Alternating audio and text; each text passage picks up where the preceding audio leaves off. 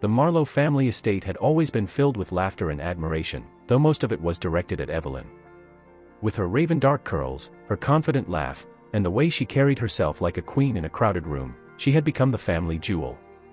Their parents introduced her proudly to guests, their friends adored her sharp wit, and even the servants seemed to walk lighter when she entered a room. Clara, the younger sister, was different. Her features were gentler, light brown hair that never quite caught the sunlight the way Evelyn's did, a timid smile that often faltered under scrutiny, and a softness that the world dismissed as weakness. At gatherings, she was the one pouring tea while Evelyn received compliments. It was at such a gathering that Adrian Hartwell arrived. "Mr. Hartwell has returned from his travels abroad," Evelyn announced dramatically as though she had summoned him herself. "Do be kind to him, dear guests. He's endured a dreadful voyage." Adrian was tall, broad-shouldered, and carried himself with an ease that made people turn toward him instinctively.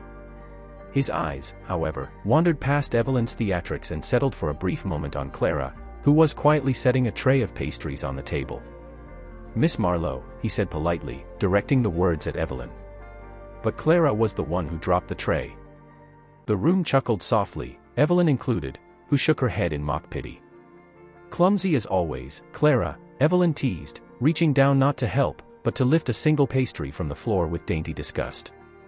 "Do excuse her, Mr. Hartwell. My sister has never managed grace." Clara's cheeks burned. She knelt quickly, gathering the mess, refusing to meet Adrian's gaze. Later that evening, when most had drifted to the parlor, Clara lingered in the garden to breathe. To her surprise, Adrian approached. "You shouldn't let your sister's words trouble you," he said softly. Clara blinked. "You heard?" "I hear more than people realize." His smile was warm, not mocking. "You handled it with grace, even if she thinks otherwise." It was the first time Clara felt truly seen. And Evelyn, watching from the terrace, noticed. Her jaw tightened. Evelyn had never tolerated being second. That Adrian's eyes lingered on Clara, even for a heartbeat, was intolerable. By the week's end, she had already begun her campaign. At a small gathering, she leaned close to her circle of friends, voice low and conspiratorial. "You mustn't say I told you," she began, her tone dripping with false concern, "but Clara has always had ambitions. She writes little letters to strangers she's barely met. Even Mr. Hartwell, I believe, has already received one." "Pathetic, really." Gasps circled the table. "No," one friend whispered. "Oh, Evelyn, how dreadful for you," said another. Their pity was not for Clara but for Evelyn, as though she had been wronged by her sister's supposed desperation. The rumor spread swiftly, weaving itself into every parlor and corner of their town. Clara noticed the change almost at once. Where once her few friends had smiled kindly at her, now their eyes flickered with suspicion. Invitations ceased. At meals, their parents whispered with Evelyn, glancing disapprovingly at Clara. One evening, the matter was brought to the table directly. "Clara," their mother said sharply, "is it true you have been throwing yourself shamelessly at Mr. Hartwell?" Clara's fork froze midway to her lips. "What? No. She doesn't deny writing letters," Evelyn cut in smoothly. "I found scraps in her room, though I burned them before Father could see. It was too embarrassing. That was my journal." Clara cried, her eyes stinging. "Private thoughts, not letters." Their father slammed his hand on the table. "Enough. Evelyn has her reputation to think of. Do not drag her down with your foolishness." Clara sat back, trembling, her food untouched. Across from her, Evelyn smirked into her glass of wine, victorious. Even Adrian began to waver. He had seen Clara's sincerity, but whispers are poison. When he next spoke with her, there was a careful distance in his tone. "I've heard things, Miss Clara," he said cautiously. "I want to believe otherwise, but rumors rarely spread without a spark of truth." Clara's heart fractured at his words. "And do you think me so false?" He hesitated. "I don't know what to think." When he walked away, Evelyn's hand brushed his arm lightly, guiding him back to the circle of admirers where she reigned. Clara stood alone, the shadows of betrayal wrapping tighter around her. She was already losing, not only Adrian, but her family's love. And Evelyn, her own sister, had placed the dagger in her back. The whispers had turned into household truths. By now, Clara could feel it in every glance, every clipped word from her parents. It all came to a head one stormy evening when the family gathered in the drawing room. Evelyn, dressed in a pale blue gown that made her look like a portrait come to life, sat gracefully at the piano, fingers gliding over the keys. Clara sat quietly in the corner, her mending in hand, though her eyes strayed often to Adrian, who had joined them once again. When the last notes faded, their mother clapped delicately. "Evelyn, darling, you must play for the guests tomorrow evening as well. Your talents deserve admiration." And Clara, their father's voice cut like a whip. "I suppose you'll find some way to embarrass us again." Clara blinked, needle pausing in her hand. "I've done nothing." "Do not lie to me," he snapped. "Your sister has been more than patient covering for your improprieties." Letters, Clara. Shameless behavior. Do you not understand the damage to this family's name? Tears welled in her eyes. "I never wrote to anyone. They were my journals, my private thoughts." "Foolish girl," her mother hissed. "Even if that were true, do you not realize how it appears? People believe what they hear. We cannot afford scandal." Evelyn folded her hands, a perfect picture of sorrow. "I never meant to expose her, father. But I couldn't let the rumors continue without explanation. I only wished to protect her." Protect. The word twisted like a knife. Adrian shifted uncomfortably in his seat but said nothing. Their father's verdict was final. "From now on, you will not attend gatherings without supervision. Evelyn will speak for this family. Do you understand?" Clara rose, her voice trembling. "You silence me for lies." "For her lies." Her mother turned away. "Do not raise your voice. You shame us further with every word." The room was heavy with Evelyn's triumph. Adrian avoided Clara's eyes, and Clara, humiliated, abandoned, fled before they saw her tears fall. Clara could no longer bear it. Days of whispers, the coldness of her parents, the pitying stares of servants who believed she was the family's disgrace, it was too much. She found Evelyn alone one afternoon in the rose garden, cutting blossoms with a silver shear. The sight of her, so serene in her victory, ignited something in Clara. "You've ruined me," Clara said, her voice sharper than it had ever been. Evelyn turned, a rose in her hand. "Ruined you?" "Oh, Clara. You ruined yourself. I merely revealed what was already there." "That's a lie." Clara's fists clenched. "You twisted my words, turned everyone against me. Why? Why do you hate me so?" Evelyn's smile was cold. "Because you were never meant to shine." That look in Adrian's eyes. "It belongs to me." "Everything does. You were born to be the shadow, Clara, don't you dare step into my light." Clara's breath caught. For the first time, she saw her sister without the veil of charm, and it chilled her to the bone. Unbeknownst to either of them, Adrian had approached down the garden path. He froze at the sound of Evelyn's sharp tone, hidden by the hedge. Clara's voice trembled. "You'll destroy me for a man's affection. A man who barely knows either of us." Evelyn laughed softly, cruelly. "Barely knows us. Perhaps. But he will know me better soon enough. And you? You will always be the weakling. Mother and father see it. The world sees it. Even Adrian will see it." Her words sliced through Clara like thorns. Adrian, hidden, frowned. The Evelyn he admired had never spoken with such venom. Yet when he stepped forward, Evelyn's face softened instantly, slipping back into her mask of innocence. "Mr. Hartwell," she greeted sweetly, offering him the rose. "Forgive us. Sisters quarrel, it is nothing serious." Clara's lips parted in shock. She wanted to cry out, to tell him the truth, but Adrian's uncertain eyes turned to her, searching, confused. "Miss Clara," he said cautiously, "is it true? Is this all just jealousy between you?" Her throat closed. To accuse Evelyn now, before his wavering gaze, would sound like spite. And Evelyn knew it. So Clara lowered her eyes, swallowing her tears.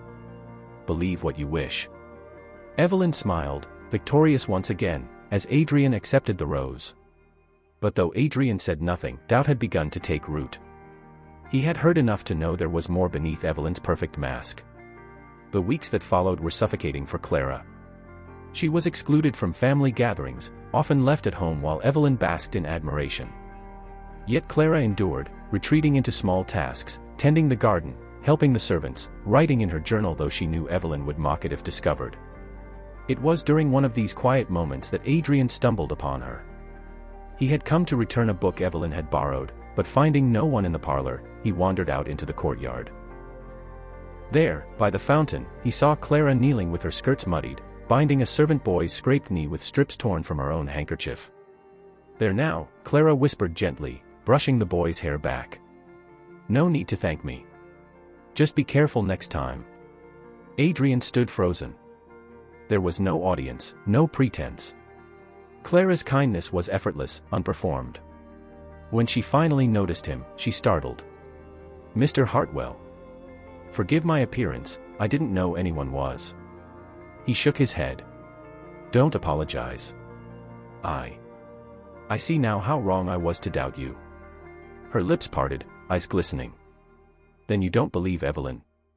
Adrian hesitated. "I don't know what to believe. But I know what I've seen tonight. You're not the creature the rumors paint you to be." Before Clara could respond, Evelyn swept into the courtyard, draped in silk and perfume. "Adrian," she cried, ignoring her sister completely. "There you are, I was just about to play for you. Come, let us leave this dreary place." Her gaze flicked to Clara's muddied gown, disdain curling her lip. "Really, Clara? Must you always look so pitiful?" But Adrian's eyes lingered on Clara, not Evelyn, and Evelyn noticed. Her smile faltered. For the first time, the seed of fear took root in her heart. Evelyn could not allow Clara to win, not even a sliver of Adrian's affection. So she spun a new tale, darker than before. At supper one evening, she leaned close to their parents, ensuring Adrian could overhear. "I worry for Clara," she whispered theatrically. "Her behavior grows erratic. I found her in the courtyard, speaking to herself, scribbling mad letters again. She frightens the servants." Their mother sighed, shaking her head. "She has always been fragile. Perhaps we should send her away for a time." Clara's fork clattered onto her plate. "Send me away? For what crime, mother?" "For existing." "Do not raise your voice," their father warned. "Evelyn speaks only out of concern." Adrian frowned. Something was off. He remembered the scene at the fountain, the frightened servant boy, Clara's gentle hand.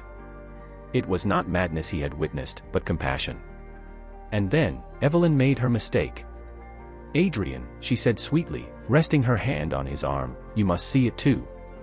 She watches you like a hawk, doesn't she? Always desperate for your attention. It's unbecoming." Clara gasped. "How dare you?" The table fell silent. Evelyn turned with a look of false hurt. "I only speak the truth, sister." But Adrian was watching her carefully now, noting the sharpness beneath her honeyed tone, the glee she barely concealed at Clara's humiliation. Later that night, Clara fled to the garden, tears streaming. Adrian followed, hesitant. "You mustn't believe her," Clara choked. "I've done nothing to her." "Nothing." He reached for her hand but stopped short. "Clara. I don't know why your sister says these things. But tonight, I began to see her differently. There was cruelty in her words. Cruelty no rumor could excuse." Clara looked at him, hope flickering in her chest. Unseen by them both, Evelyn stood at the window above, her nails digging into the sill. For the first time, she realized her carefully crafted mask was cracking. Adrian had begun to doubt her. And doubt was the one thing Evelyn could not afford. It happened at the Grand Autumn Ball, the most important event of the season. The Marlowes had spared no expense, determined to parade Evelyn before the wealthy families as the crown jewel she was. Clara, dressed in a plain gown her mother had reluctantly allowed, was ordered to stand at the edge of the room and do nothing to embarrass them. Adrian, however, sought her out. He offered her his hand when no one was looking, helping her slip onto the balcony for a breath of air. "You look beautiful tonight," he murmured. Clara flushed. "Evelyn shines brighter. She always does. But stars are cold," Adrian said quietly. "The warmth I feel, it comes from you." Her heart skipped, but the moment shattered when Evelyn stormed onto the balcony, her smile strained. "There you are, Adrian. I've been searching everywhere. Mother is eager for you to dance with me." "Why hide yourself away with," she faltered, her eyes flicking to Clara. "With my sister." Clara stepped back. "I'll leave you." "No," Adrian said firmly. "Stay." The word cut through Evelyn like glass. The tension drew others. Soon, their parents and a crowd of guests gathered at the balcony entrance. Evelyn seized her chance. "Since my sister insists on shaming us, perhaps it is time the truth be spoken," she declared, her voice trembling with manufactured sorrow. "Clara has deceived you all. She has written secret letters to Adrian, to other men, begging for affection. She twists kindness into obsession.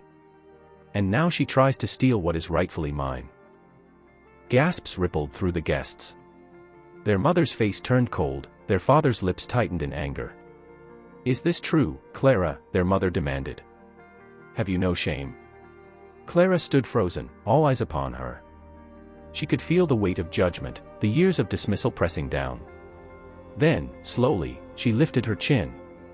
Her voice was steady. "I have written letters," she said. A murmur erupted, but she raised her hand and continued. "Letters in a journal no one was meant to see. Letters to no man, but to my own heart. Words of loneliness, of longing, of dreams I dared not speak aloud. And yes, I wrote of Adrian. But never to him. Never once did I beg. My shame is not in those words, it is in trusting that my own sister would protect me, instead of twisting them into weapons." The room fell silent. Evelyn's eyes widened, her mask slipping. "That's not true," she snapped. "She lies, she." But Adrian cut her off. "Enough, Evelyn. I've seen your cruelty with my own eyes. I heard it in the garden, felt it tonight. You speak of shame, yet every word you utter drips with envy." He turned to Clara, his voice gentle. "If love is a choice, then I choose sincerity. I choose Clara." The crowd gasped. Their father roared, "Adrian, you cannot mean." "I can," Adrian interrupted, his gaze firm. "And I do." Evelyn's composure shattered. "You'll regret this," she shrieked, tears streaking her perfect face. "All of you. She is nothing, she is weak."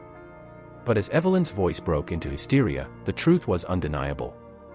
Guests turned away, whispering, their admiration curdling into disdain. The parents, furious and humiliated, could do nothing but seethe in silence. Clara, though trembling, stood tall. For the first time, the weakling had silenced them all. The weeks that followed changed everything. Evelyn's name, once spoken with admiration, became tangled with scandal. The very circle that had once adored her now avoided her. Whispers of envy and cruelty chased her wherever she went. She remained in the Marlowe house, isolated, her beauty no longer enough to command loyalty. Her parents tried to salvage her reputation, but their efforts fell flat. Guests declined invitations. Suitors turned away. Evelyn became a queen without a court. And Clara?